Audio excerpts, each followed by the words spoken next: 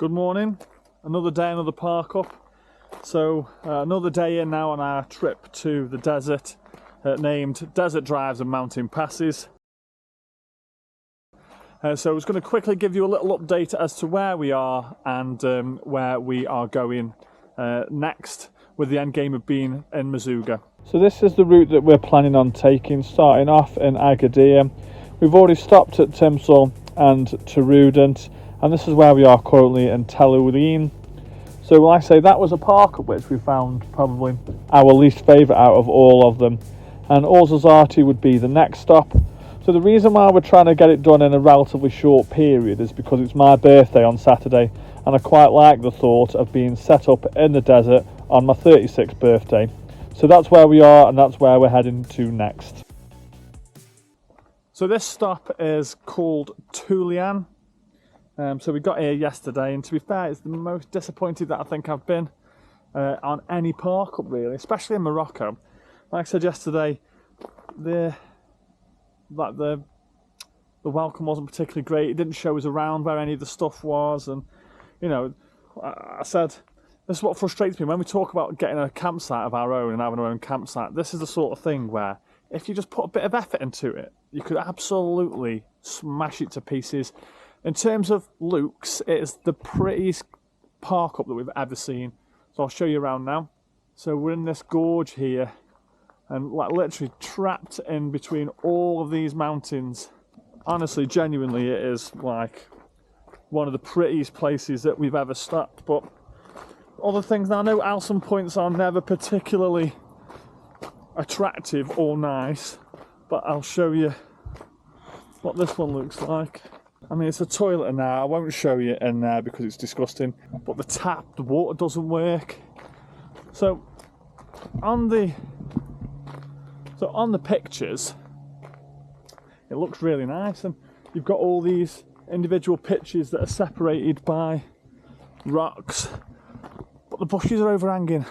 Cut them back so that someone can get right up that corner if they want to.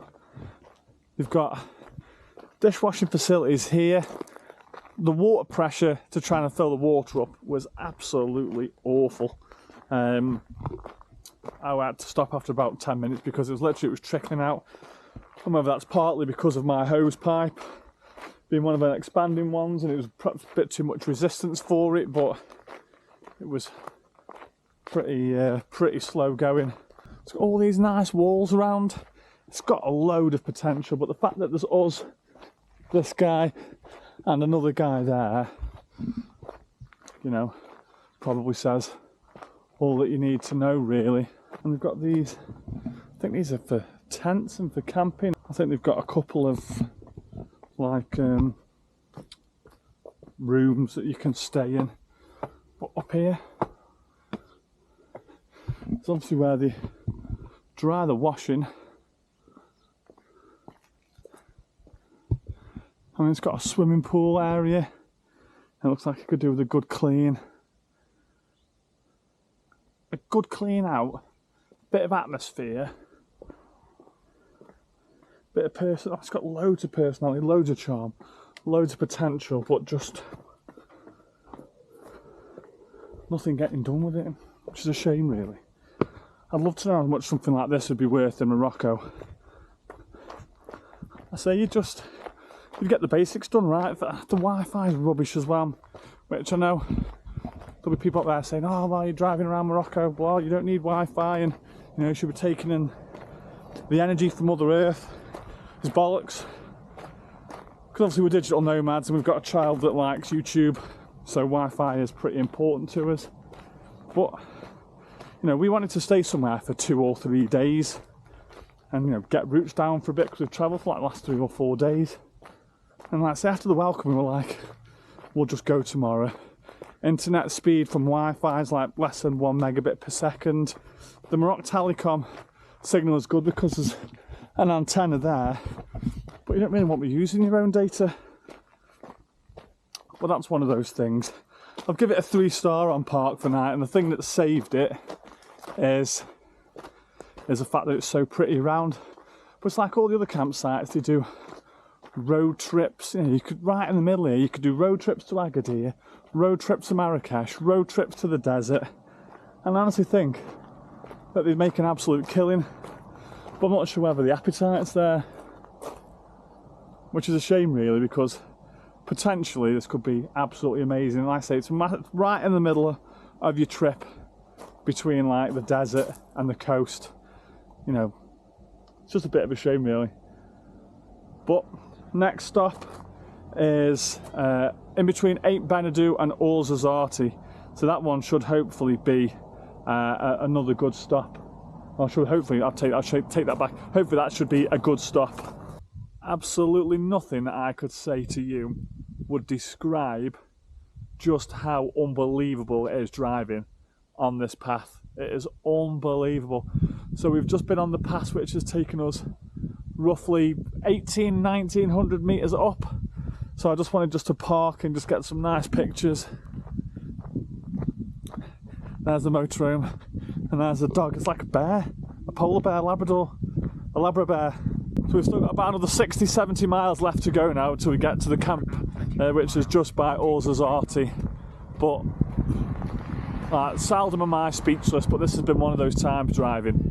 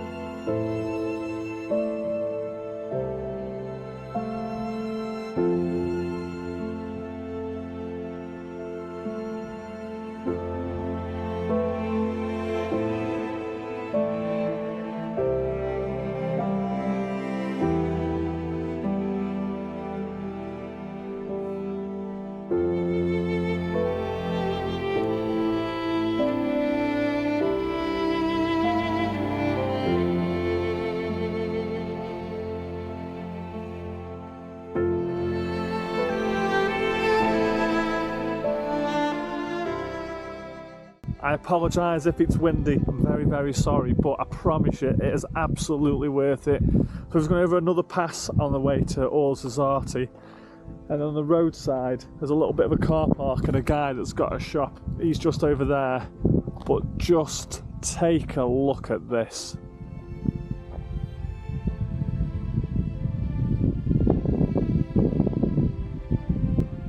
Honestly, like, I've said it again, I don't get speechless very often, but this drive and this view and this place is just like nothing else I've ever seen before.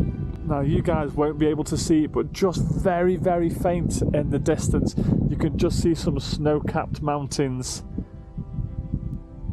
Just sensational. When you come to these places, you always get guys that are selling the little bits and pieces and the tat. So I said, oh, can we take some pictures? I gave him 20 dirham. I thought that might get us a bit of peace and quiet. But obviously he's got all this stuff. And it's stuff we've seen hundreds of before. Everyone's got the same stuff from the same factory somewhere. But my lady, hook, line and sinker, she's in his shop. I don't know what she's looking at, but it sounds like money. So on this car park ledge, there's like a little pathway which leads up to like a higher vantage point. So I'm going to follow up these white steps to get to the top.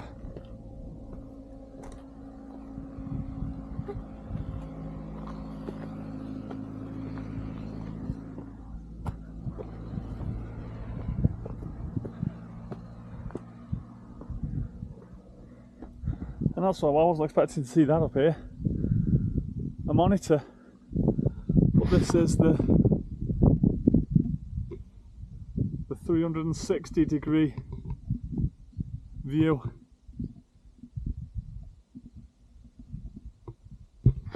It's probably been one of my favourite ever days on the road, this. And how quickly you can go from having a bit of a rubbish park up and then just doing a bit of driving and seeing some things that you'll probably never see again doesn't half put you in a good mood. And we've still got another 30 miles to Ouarzazate. Let's try and get there now and get set up for a couple of days.